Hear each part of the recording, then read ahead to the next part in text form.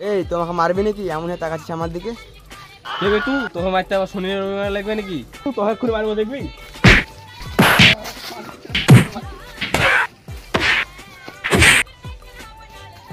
এই দাদা তোমাকে মারলি, দাদা আমি আমার বড় ভাইকে ডেকে আনিব। এ তুই যা যা। ভাই আমাকে মেরেছে কি? তোকে কে মেরেছে? ওই শালা। আরে আমার ছোট ভাইয়ের কাছে হাত দিয়েছে। তুই এখানে থাকিস, আমি দেখে এসেছি।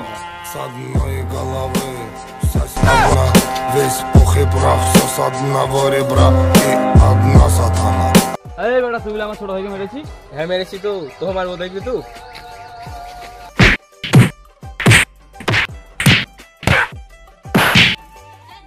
তো মারলি তো আমি পরে দেখে নেবো। কেউ দেখানি রে।